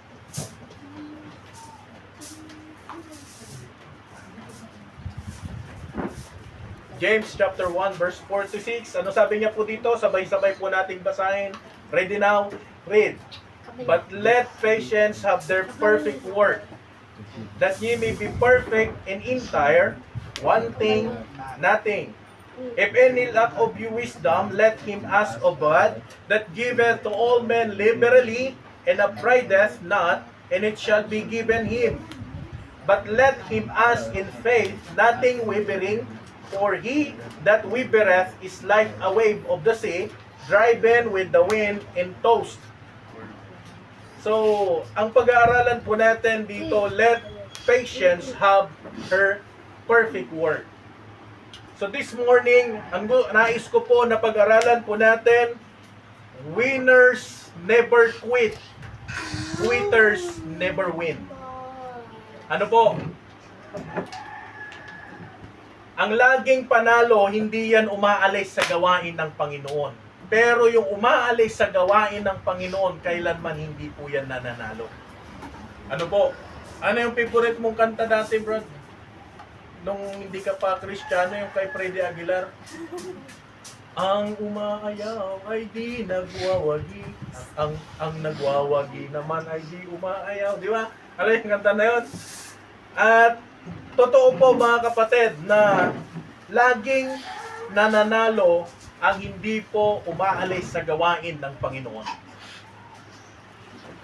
Nakakalungkot lamang po na sa panahon po natin ngayon, marami pong umaalis sa gawain ng Panginoon. Ano po? Sapagkat akala nila nung sila po ay naligtas, nung sila po ay nagkaroon ng relasyon sa Panginoon, parang ambigat, parang napakabigat para sa kanila yung pagiging Kristiyano. Which is sometimes yun po ay tama. Bye! Kasi ang buhay po natin, nais ibigay ng Panginoon yung kagaanan ng buhay. Saka lang naman natin nararamdaman yung bigat sapagkat hindi po natin talaga na ibibigay yung bang buhay na laan para sa Panginoon. Bakit marami mga Kristiyano na nagkikwit sa gawain? Bakit marami mga Kristiyano ang umaayaw sa gawain ng Panginoon? Dahil sa tingin nila mahirap maglingkod. No. Mahihirapan lamang po ang isang mananampalataya kapag siya ay hindi po naglilingkod ng tama para sa Panginoon. But listen, yung mga Kristiyano na nananatili sa paglilingkod sa Panginoon, sila yung buhay na merong magaan ang buhay. Sila yung nakakaranas na yung buhay na meron po sila na kahit marami silang problema, na kahit marami po silang mga dumadating sa buhay po nila, para sa kanila ito po ay napakagaan. Winners never quit, quitters never win. Bakit po? Walang exempted sa ganitong bagay. Ano sabi niya? But let patience have her perfect work. Bakit kinakailangan natin na magtiis sa lahat ng bagay? Bakit kinakailangan nating maranasan yung mga bagay na mahihirap sa buhay po natin? Number one, yung measure. The word measure. Sinusubukan, tinitignan kung gaano kalaki ang iyong pagtitiwala at pananampalataya sa Panginoon. Number two, para maging mature po tayo sa buhay Kristiyano po natin, hindi ka matututo hanggat hindi mo mararanasan yung mga bagay sa buhay na meron ka. Kaya nung naging Kristiyano ka, hindi nawala yung mga bigatin sa buhay. Amen po ba? Why? Kasi nga, ang nais ng Diyos, matuto ka pa na mas lalong mag-mature sa buhay Kristiyano. Hindi lang po yun. Para ma-mold po tayo. Para makita ng Panginoon gaano ka ba katibay sa buhay pananampalataya na meron ka. Alam mo, kapag ang isang Kristiyano, sa dami ng kanyang napagdaanan, sa dami ng kanyang mga experience sa buhay, pag yan napagdaanan niya yan, the more na siya po ay nagiging matibay sa buhay Kristiyano niya. I believe na lahat po tayo dito maraming napagdaanan. Sa mga nanay at tatay po natin, marami po silang experience sa buhay. Kaya kahit ano na lang dumating na problema sa buhay po nila, kayang-kaya lang yan. Amen. Why? Kasi nasubukan na nila yan. Right. But listen, young people, na sa buhay na meron ka, yes, magaan lang yan sa ngayon. Pero darating yung panahon, may mga mapagdadaanan ka sa buhay na meron ka. But listen, huwag kang magpatalo at huwag kang mag-quit sa paglilingkod sa Panginoon. Amen. Winners never quit. Amen? Amen. Always na ang nananalo yung mga Kristiyano na hindi umaalis sa gawain ng Panginoon. Right. Pastor, kahit ba naghihirap na ako, hindi ba ako aalis? Kapatid, huwag mong pahirapan yung sarili mo pagdating sa bagay na yan. Right. Sa pag-aaral, walang madali. Pero pag tumigil ka, wala na. Kaya ni-encourage ko kayo, young people, pag nag-aaral kayo, huwag lagi shifting. Na kapag nagsawa ka, lilipat ka. Hindi mo pa nga nag-graduate, lilipat ka na ulit. Right. Hindi ka matatapos. Marami akong kilalang ganyan. May mga young people pa nga eh. Kaya kung ano yung meron ka at kung ano yung pangarap mo, doon ka mag-focus. Amen. Nag-graduate na nga ng teacher, hindi pa rin in-apply. Kasi hindi yun ang gusto nila. Daw.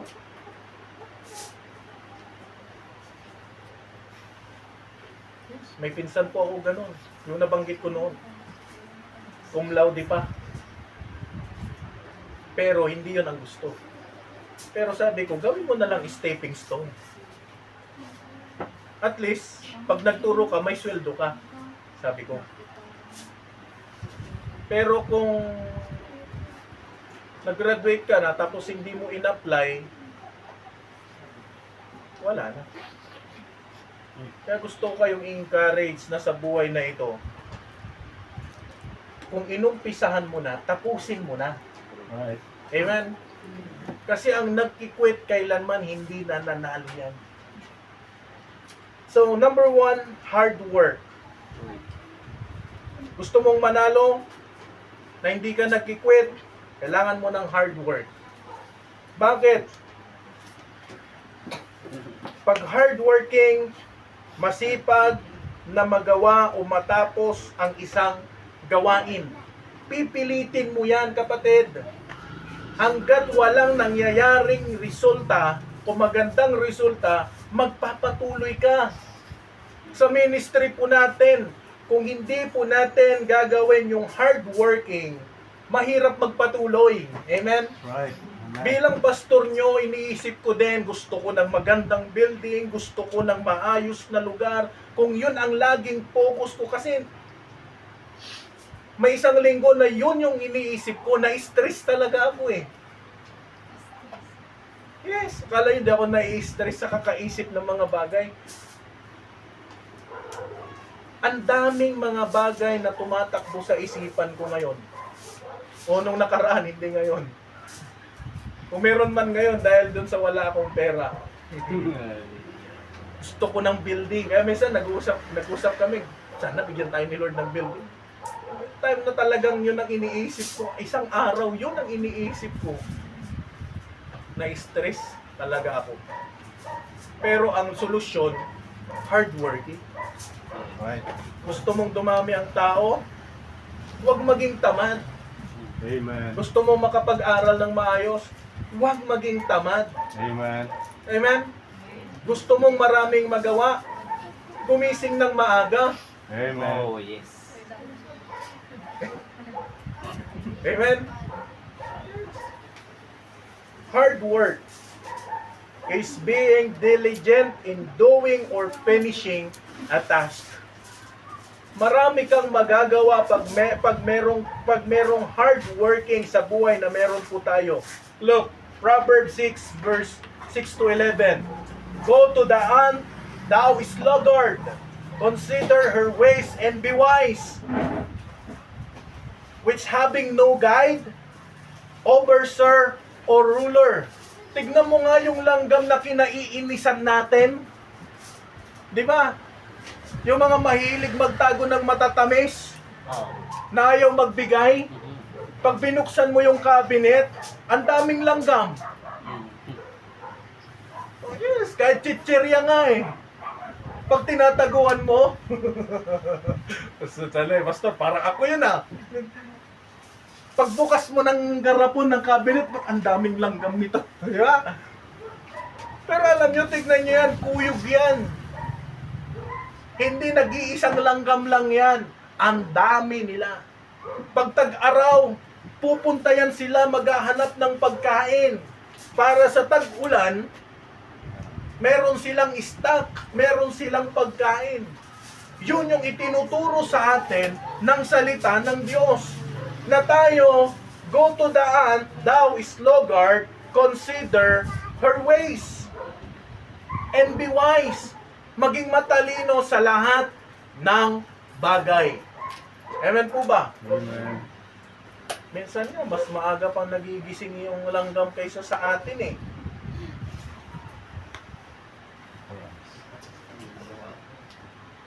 Tayong sarap pa rin ng tulog, yung langgam, tanto naghahakot na ng madaming pagkain. Di mo na namalayan, yung tinago mo, naubos na. One time, natulog po ako dyan, may gumagalaw sa may, dito. Naisip ko, parang centipede ata yun ah. Naku, pagtingin ko, centipede. Dalawa kami ni Preacher Joe. Eh yung isa, ang sarap ng... Di pinatay ko yung centipede. Ngayon, gigisingin ko sana siya. Hindi. Ilalagay ko muna sa tabi. Nakaturog ako. Pag ring ko, awanan di centipede. Tinakbo na pala ng langgam. Hindi naman pwede si Preacher Joe. Tanggap pa rin kasalanan. Kinita ka, wala na eh. But listen, hard work leads to a good life. Tandaan niyo po, pag kung ngayon pa lang ginagawa mo na yung hirap, nagtatrabaho ka ng mahirap na mga gawain, may future ka. May good life ka. Estudyante ka, nagsusunog kilay ka ngayon, balang araw, successful ka. Ngayon pa lang na Kristiyano ka, naglilingkod ka, balang araw aani ka. Amen. Hard work is an act of worship. Tulad ngayon, mainit na naman.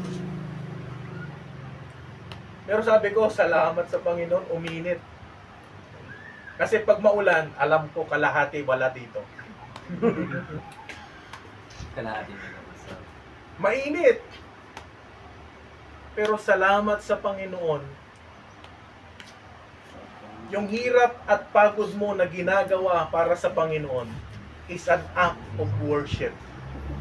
Amen po ba? Yung kakakwire nyo, yung people na kahit magasgasan kayo sa kakaawit para sa Panginoon, ituloy nyo yan. Kasi time will come, pag na-encourage yung iba sa inyo, madaming sasama na aawit para sa Panginoon. Amen. Kaya Brad, nasubukan ko din yan.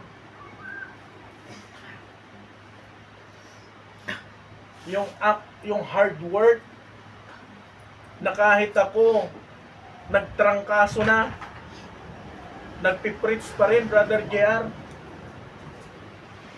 Sabi ko kay Manuel, doon sa bago pa lang, kalahin mo yun, 2 weeks, pinag-preach ko na. Ay hindi, pinagsunglid. Sunglid ka, Brad. Trangkaso po ako, ganyan talaga ako mag-preach. Nung nasa mission po ako ng Laguna, prayer meeting. Ay walang maasahan eh. Alangan naman na patuturuin ko yung 2 linggo pa lang na Bible student. That time, wala ito. Kaming 2 lang ni Brother Emmanuel. Ininuman ko na po ng gamot, Planax, ano ba yun? Yung malakas Planax. Sinabayan ko pa ng 2 Bioplo. Wala talaga. Mga 5 days na akong tinatrangkaso. Sabi nung isang attender, pastor, hilot lang ang katapat niyan. Sabi ko. Pinahilot ko nga dito sa may paa. Natanggal. Kaya sabi ko, mahirap mag-preach pag nagtatrangkaso ka. Eh, mas mahirap kapag hindi ka nagtatrangkaso, hindi ka pa nagpipreach. Di ba? But listen, ano sabi niya dito? In whatsoever you do, do it heartily as to the Lord and not unto men. Ano man ang inyong ginagawa ay gawin ninyo ng buong puso at hindi sa tao. Nandito ka, kapatid, hindi dahil sa akin, kundi dahil sa Panginoon. Amen. Nandito ka hindi dahil sa kapatid, kundi dahil sa Panginoon. Right. Amen. And whatsoever you do, do it heartily. Gawin mo yung para sa Panginoon dahil hindi dahil sa inutusan ka, kundi yan ang dapat mong gawin. Amen. Amen po ba? Yes. Ano pa? Knowing that of the Lord ye shall receive a reward of the inheritance, for ye serve the Lord Christ. Lahat ng ginagawa mo, merong inheritance. Number 2, endurance. Pagtitiis. Sino sa atin hanggang ngayon nagtitiis pa rin? Amen. Di ba? Walang Kristiyano na hindi nagtitiis. Napakinggan nyo yung kanta ko dati na giniteran ko, pagtitiis, pagtitiis. That time talagang nagtitiis po talaga ako. Alam nyo kung bakit? Kinakanta ko yun, tinatrangkaso ako. Yung pala, may COVID na ako nung time na yun na hindi ko alam. Pero sige pa rin, trabaho, ginagawa namin yung bahay nun eh. Tapos nakikipagpala ako, kasama ko yung mga hindi infected. Yung pala ako may COVID na. Pero ang natamaan, yung tatay ko. Kaya nung naka-isolate kami, 50-50 siya. Kami naman ni Mrs. Tapos si Jeremiah, tinamaan din silang dalawa noon. Pero sabi ko, grabing pagtitiis yan. Pero ang kagandahan nun, nung nagtiis ako at naka-quarantine, pumayat ako, brad. Pumayat pa. Ang maganda pala yung minsan naka-quarantine ka eh. Kasi lugaw lang pagkain mo eh.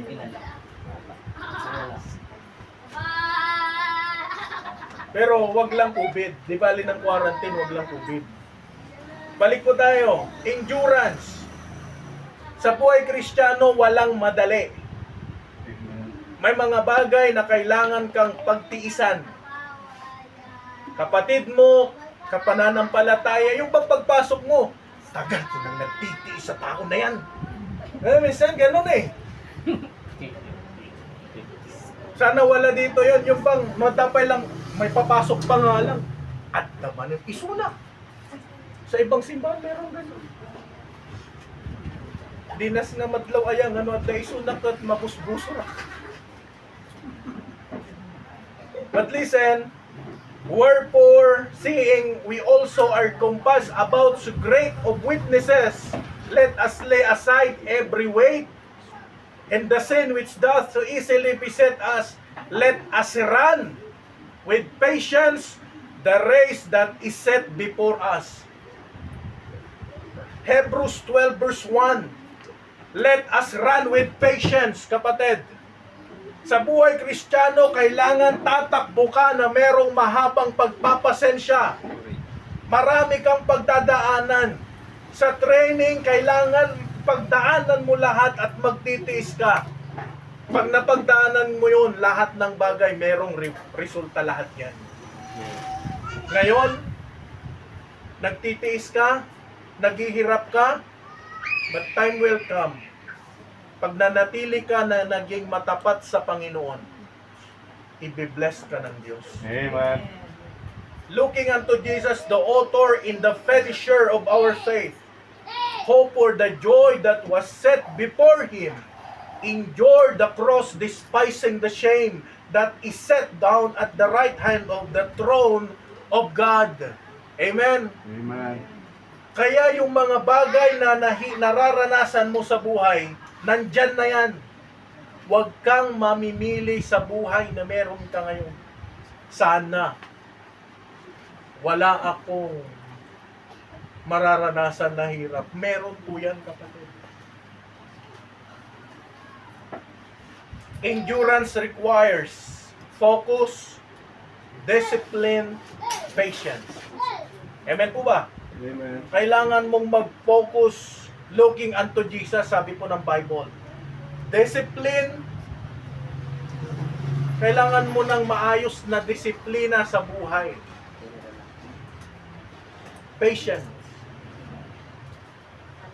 Minsan yung patience, nagiging patient.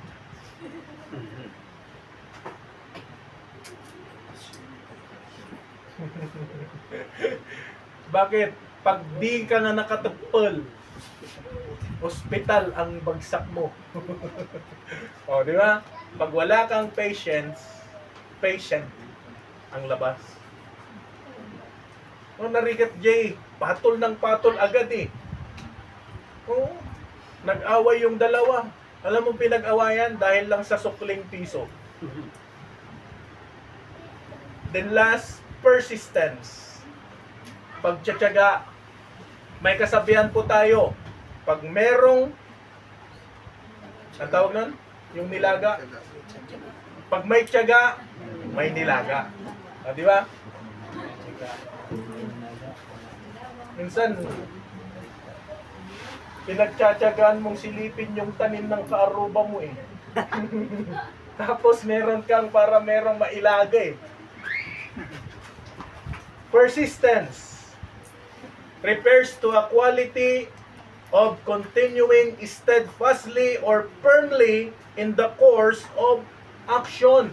Maliban sa nagtitiis ka na, nagtsatsaga ka pa. Amen? Nagpapatuloy ka pa. Yung pagtitiis kasi, anuman yung hirap na mapagdaanan mo, nananatili ka, tinatanggap mo. Pero yung pagtsatsaga, ito yung nagpapatuloy ka hanggat hindi mo narating yung mga gusto mo sa buhay. Minsan, ang tao, kaya lang naman ako nandito kasi pinagtsatsagaan ko yung tao na yun. Ganun minsan eh. Pero sa atin, walang ganun, ano. Mahirap niyan. Kaya lang naman ako nagsisimba kasi nagtsatsaga lang ako kay pastor eh. Iba po yun, ano. Pag si pastor, pinagtsatsagaan mo. Pero, matyaga ka sa lahat ng bagay. Amen? Amen. Let us not be weary in well-doing, for in due season we shall reap if we faint not. Amen? Galatians 6 verse 9 to 10. At huwag tayong mga pagod sa paggawa ng mabuti. Tuloy lang. Tuloy lang sa paggawa ng mabuti. Sapagkat sa kapanahunan magsisipag-ani tayo kung hindi tayo manghihimagod. Kaya yung ginagawa mo, akala mo walang resulta yan. Meron yan. Right. Amen? Meron. Amen. Yung pagbibigay nyo sa gawain, sa mga misyon, may resulta yan, kapatid. Amen. Nakakahiya naman kapag pumayat ito sila. Maliban lang kung nag-diet talaga. Mas nakakahiya pag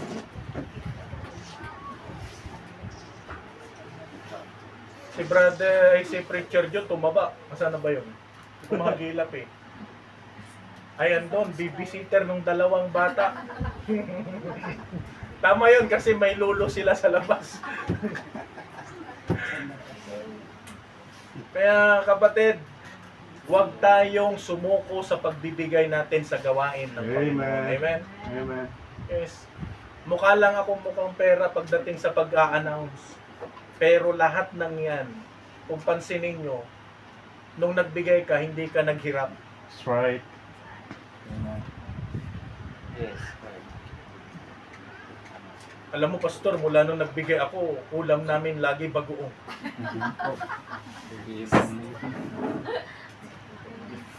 Pag nag-uulam nga kami, pastor, yung pambili sana ng sardinas namin, pambibili ko pa ng kape.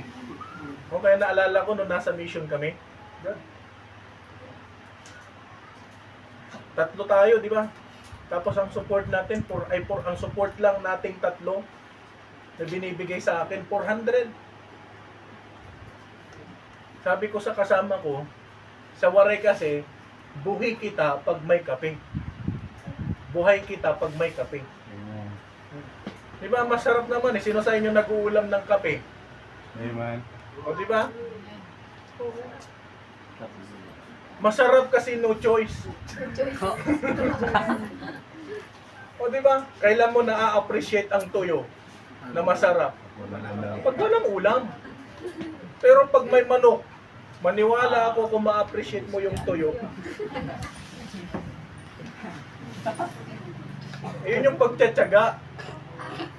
Sino ba yung nagsabi nun? Narinig ko dito kay Mrs. Ate. Sabi ni Ninong, si Mama. Sabi nga ni Marlon, si Ninong Marlon, sabi niya, anong pinagkaiba nung nag-ulam ka ng tuyo sa nag-ulam ka ng lechon? Pag nag-ulam ka ng lechon, mabubusog ka. Pag nag-ulam ka ng tuyo, mabubusog ka din. Oo nga, no, sabi ko, napaisip ako. Pero, sabi naman ni iba, Pastor, wag mong tipidin yung sarili mo. Pumili ka, may pambili ka naman, bumili ka. Ano po, mahirap naman yung may pambili ka, tinipid mo pa. Pagtsatsaga. Kapatid, magtyaga ka sa paglilingkod mo sa Panginoon, for in due season we shall reap. Aani tayo kung hindi tayo mga papagod.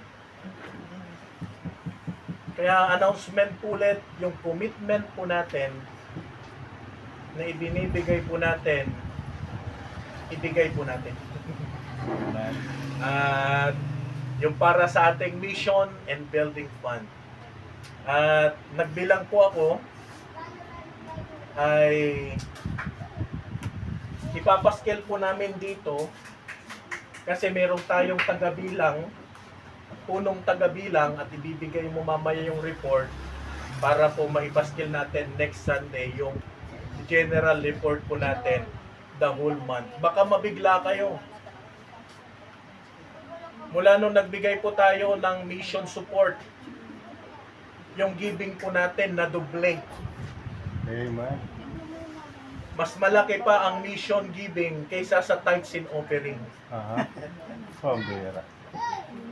Nga sabi ko, natawa ako eh. Yung mga previous po natin, kung bibilangin po, wala pa sa 1,000. Pero nung nagkaroon po tayo ng mission giving, na doble. Amen. Kaya sabi ko, ganon, binibless ng Diyos. At the same time, yung ating pong iniipon na building fund, makakabili na po ng square meter. Pero, hindi pa ganun kadami. Kaya, dagdagan pa natin. Hindi ko lang, Pastor, ilan ba yung mabibili nun? Opo. Eh kung mura lang, baka makabili na tayo ng 100 square meter eh. Pero pag-pray po natin. Amen? Amen. Amen. Ang gawain ng Panginoon, hindi po yan sayang. That's right. Gusto ko na bawat isa sa inyo, pag tumayo, maa-appreciate mo na kasama ka sa gawain ng Panginoon. Amen. Amen. Masaya po yun. Hindi ka mahihiya na sasabihin mo, Pastor, sa biyaya ng Panginoon, kasama ako dyan. Okay, so tayo po tumayong lahat. Tayo po ay manalangin. At the same time, pag-pray na po natin yung ating pong giving, Brad. Paki-distribute mo rin. Sige, Brother Arnold, paki-pag-pray mo. Hindi, pag-pray ko na lang. Ama naming Diyos, salamat muli, Panginoon, sa araw na ito. Salamat po sa natapos po naming service. Salamat po sa bawat isa. Dalangin po namin ang iyong patuloy na pangunguna, Panginoon. Ama, wala po kaming kakayanan. Wala po kaming may pagmamayabang sa aming sarili. But Lord, help us, O God, na magawa po namin ang aming pong mga tungkulin, ang aming pong mga gawain, Panginoon. Tulungan niyo po kami na maging maayos at karapat-dapat sa inyong harapan, Panginoon. Salamat din po sa bawat isa, maging sa aming pagbibigay. Bless niyo po ang bawat kamay ng magbibigay, Panginoon. Kayo na pong siyang patuloy na kumilos sa kanilang buhay, Panginoon. Pinupuri kayo namin, pinapasalamatan. In Jesus Christ's name we pray. Amen. Okay, so yun. Sige, pwede lang kayo umupo.